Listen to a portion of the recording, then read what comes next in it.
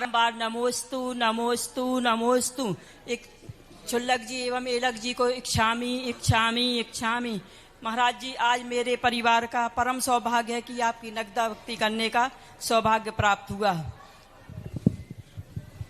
अंतराय कर्म का बंध कैसे होता है? हम ऐसा क्या पुरुषार्थ करें कि हमारे यहाँ सदैव निरंतराय आहार हों। अंतराय कर्म तो बंधा हुआ है और उसको यही है 50% अंतराय तो असावधानी से होते हैं। उपयोग को हम एकाग्रता नहीं, हम ओवर कॉन्फिडेंस में चले जाते हैं। हमारा अक्सर कर हम उस समय इतनी खुशी में हो जाते हैं कि हमें देखते हुए भी कुछ नहीं दिखता। उस समय हम इतने भयभीत हो जाते हैं कि देखते हुए भी हमें कुछ नहीं दिखता। भय के कारण, खुशी के कारण हम विवेक खो बैठते हैं।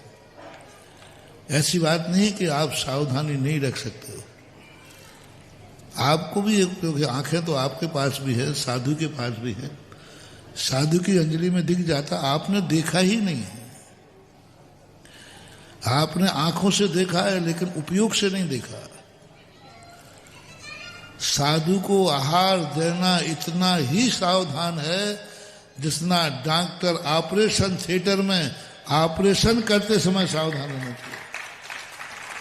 ऑपरेशन करते समय पेट खोल दिया है, उस समय डॉक्टर को कितना एकाग्र होना पड़ता है, कितना कितना सावधान।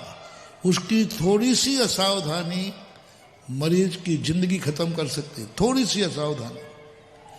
तो उस समय डॉक्टर को, और तुम लोग हंसी मजाक समझते हो आहार को, हंसी मजाक। मात्र आहार देना ही तुम्हारा लक्ष्य हो जाता है कि आहार जैसे बने तैसे देना है। अरे डॉक्टर की थोड़ी सी चूक कितना अनर्थ कर सकती है। श्रावक की थोड़ी सी चूक साधु को 24 घंटे उस रूप में ला सकती है।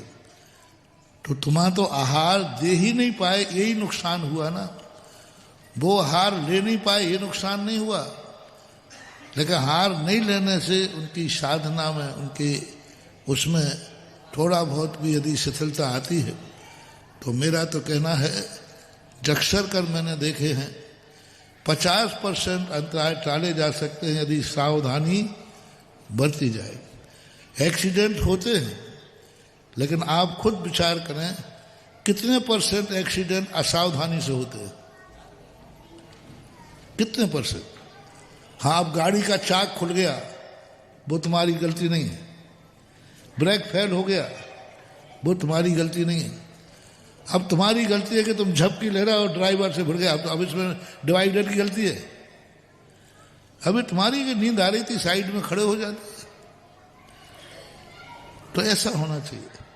ऑपरेशन थिएटर में जैसे डॉक्टर को कहा गया सावधान, ऐसे ही जब साधु आहार लेता है पूरे परिवार को ऐसी ही सावधानी, शुद्धि, कितनी एकाग्रता रखी जाती है, कितना सब सावधानी रखी जाती है। लेकिन यहाँ तो कुछ नहीं, भटकना है।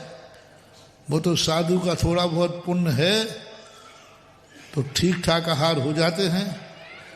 बाकी तुम्हारी तो जिस हालत में आप देते हो, उस हालत में तो शायद हम एक आध दिन हम लोग रोटी खा पाए।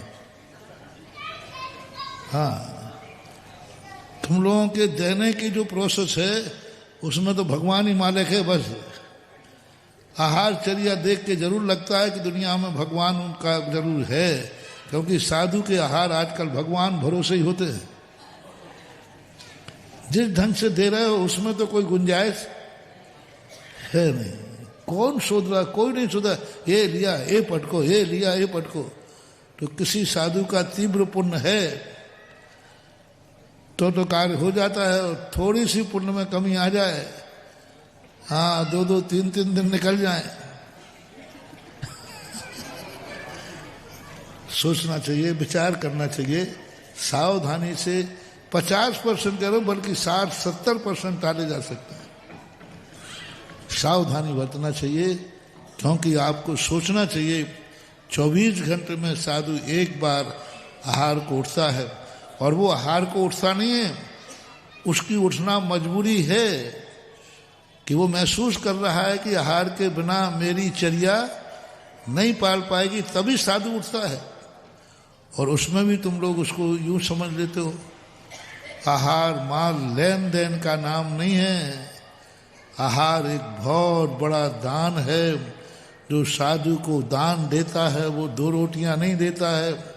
पद्मनंदी पंचविंशतिकार कहते हैं वो साक्षात 12 व्रत देता है, रत्नत्रय देता है, मुनि व्रत देता है। ये आहार रोटी नहीं है, साक्षात रत्नत्रय देता है। इतना है। जिज्ञासा, अगली जिज्ञासा।